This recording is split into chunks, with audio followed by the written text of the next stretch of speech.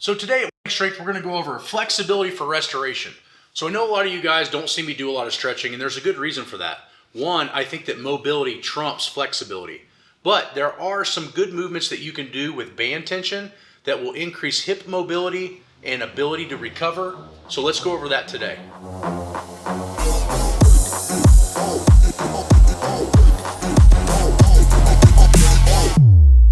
So one of the big things that I like to use for stretching is just a regular band. So this is an average band from Elite FTS.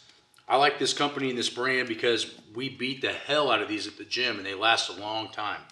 So one of the big things that we use with the band tension is first the hamstring. So hamstring flexibility has been known to cause lower back pain, also knee issues.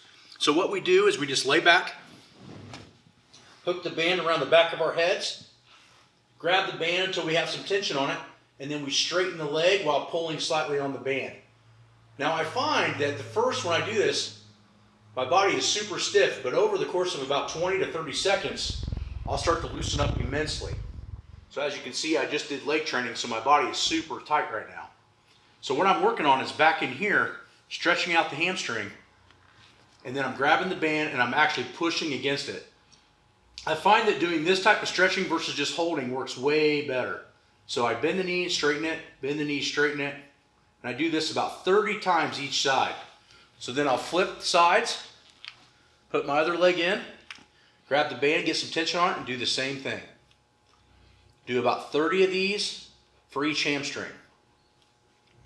So if you're having lower back issues, you'll find that getting the hamstring more flexible is going to be very, very good. Now, I do not recommend getting the hamstring super flexible before you deadlift or squat. If you're going to warm up the hamstring for deadlifts or squats, you want to do it in more of a range of motion exercise, such as a belt squat, some kettlebell swings, things of that nature. Things that are more mobile versus things that are more static like this. So I like to use that type of stretching. It's called Pnf Stretching, neuromuscular facilitation, but a little bit of contraction with a little bit of relaxation for that muscle, and it will respond greatly and reduce your lower back pain and also help you with lifts. But remember, I only do this stuff the next day after I train. The next muscle that can be a real pain in the butt is your adductors in your groin. Once you start tearing and hurting these, trust me, I know, it is very hard to want to do anything wider stance, hard to do sumo deadlifts, and harder to do wider stance squats. But you can keep this muscle healthy by doing a few things, and this is one of them. First thing is take the leg out about as wide as you can, pull on it, and straighten it out. And then do the same thing we were talking about. Bend and straighten, just like this. As you can see, that band tension is pulling and making that stretch more severe than just laying down on the ground and doing it with something else. I love this band tension. It really pulls the inside of those leg muscles to get them straight. So I do 30 on this side, just like this. Flip sides. And then I do 30 on this side. It's really opening up the inside of my leg. This can also lead to back pain as well. And I also know that when my adductors in the inside of my legs get really tight, sometimes it causes some knee pain and can definitely cause my lower back and sometimes even down to my calf issues.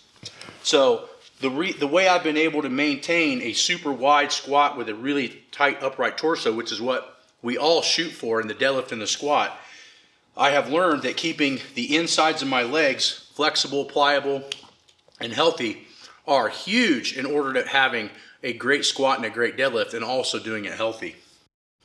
All right, the next stretch that we like to use is pulling the knee back and stretching this way. This one is a really hard stretch to do if you don't have a partner. But with this band, it makes it easy. So I'm hitting the hip flexor. So I'm hitting all this right here, stretching this out and even hitting the lower abdominal muscle. This muscle can wreak a lot of havoc on hip positioning, sacrum, and lumbar pain. So the more flexible you get this area, the better off you'll be. But as I'll warn you again, this isn't something that I like to do right before I lift. This is what I do after, the day after, to actually use it for restoration after a hard lift. So you could do this after you lift, or you could do it the next day. I find that 24 hours after these muscles have been brutalized is when I like to stretch them out. So with those particular stretches, it's not uncommon for one side to be more agitated or aggravated or painful than the other.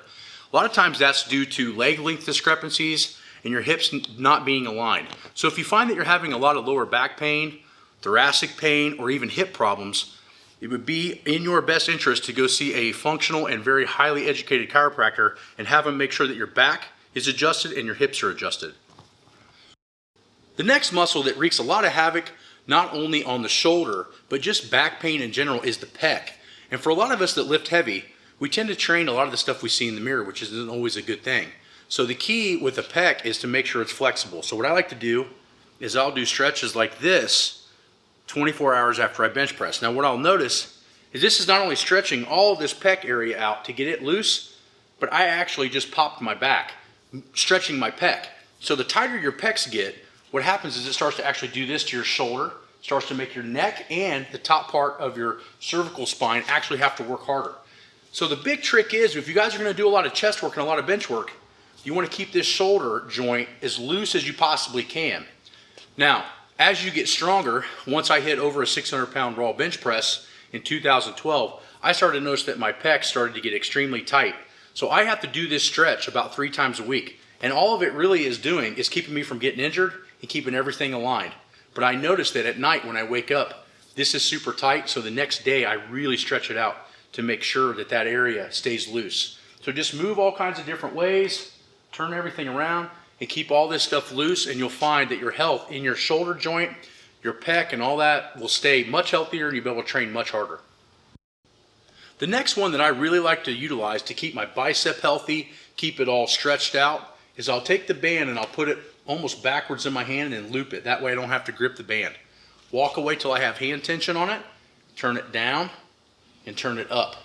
And I notice this not only stretches out my bicep tendon, but it starts to relieve. If you have a lot of anterior shoulder pain, this will actually help it tremendously over time. The trick with this is not to have a ton of tension on it, is to do it for longer. So the length in which you do this stretch, in my opinion, is more important than how hard you're trying to do it.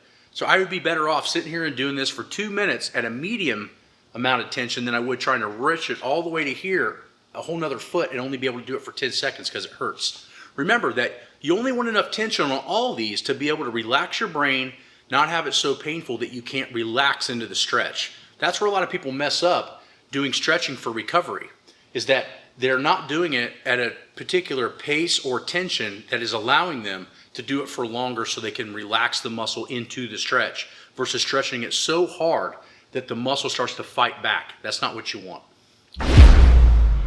So we saw some of my favorite stretches to keep me healthy for the deadlift, the squat, the bench press, keep my shoulders from ever being injured. I like to use the band for most of my stretches because I think it increases the intensity of the stretch and allows you to self-manipulate how hard you're pulling on that muscle. But remember that flexibility, in my opinion, never really trumps mobility, meaning that this is great on an off day when I've already damaged the muscles 24 hours beforehand, but I wouldn't do this before I lift, and I probably wouldn't even do it right after. I would do things that make me more mobile, which means range of motion. So instead of stretching my hips out with a band, I'll hop on the belt squat and I'll do 4 sets of 25 on the belt squat.